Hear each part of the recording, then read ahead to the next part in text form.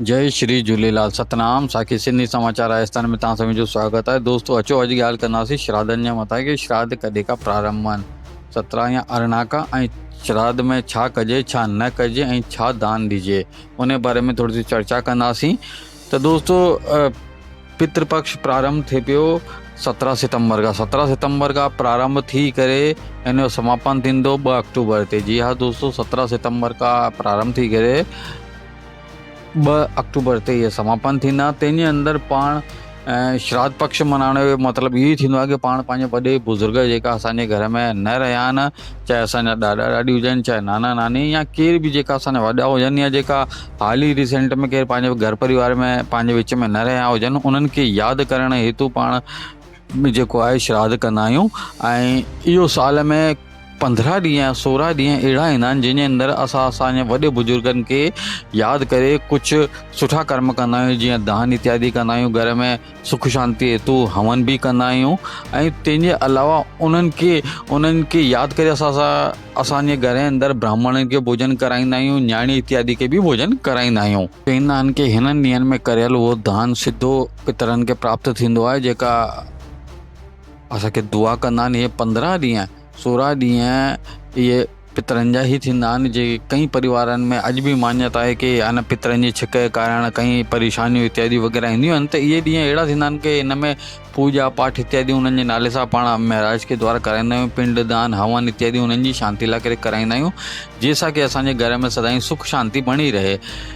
कई माण्हू चैंपल बि दान कंदा आहिनि, कई माण्हू कपिड़ा बि दान कंदा आहिनि, कई माण्हू छतरी इत्यादि, कई अन्न, कई धन, कई प्रकार जा हिन में दान हलंदा आहिनि पंहिंजे वॾे बुज़ुर्गनि लाइ करे।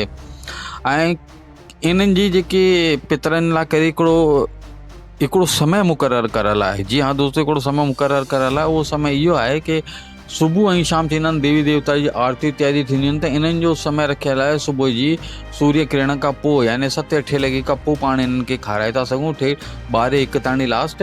ऐं उनखे पश्चात ऐं इन जेॾी महिल ही श्राद्ध पक्ष हलंदो आहे, इन में असां को बि मांगलिक कम, जीअं पंहिंजे को शादी वियांह इत्यादि, या को बि अहिड़ो सुठो मांगलिक कार्य इन्हनि 15-16 ॾींहंनि जे अंदरि पाण न कंदा आहियूं। जेका बि कार्य हलंदा आहिनि सभु पितरनि खे यादि करे हलंदा आहिनि, ऐं उन्हनि जी सुख शांति हेतु ई पाण जेका बि कार्य कंदा आहियूं उहे उन्हनि खे निर्मित थींदा आहिनि। इनमें जेका बि असांखां भुल चुक थींदी आहे असांजे बुज़ुर्गनि हेतु, असां कई मर्तबा उन्हनि खां मिली न सघंदा आहियूं, मुंहुं न ॾिसी सघंदा आहियूं, ऐं जंहिंजे कारण आत्मा भिटकंदी आहे। कई कारण रहंदा आहिनि पितरनि जा, त इन्हनि 15 ॾींहंनि जे अंदरि असां असांजी भुल चुक बख़्शाईंदा आहियूं, उन्हनि खे रिझाईंदा आहियूं, उन्हनि खे ख़ुशि कंदा आहियूं, ऐं उन्हनि जे नाले सां असां दान इत्यादि कंदा आहियूं।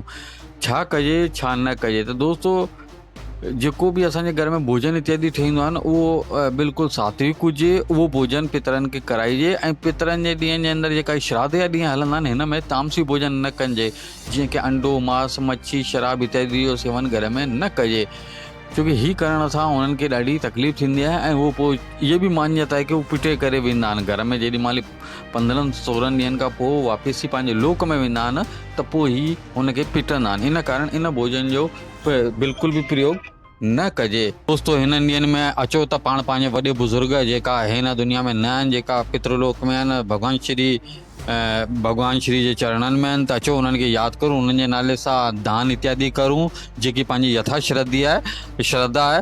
ऐं जेतिरी पुॼत हुजे उन हिसाब सां घर में कन्या के या महाराज के भोजन भी करायूं। जय श्री झूलेलाल।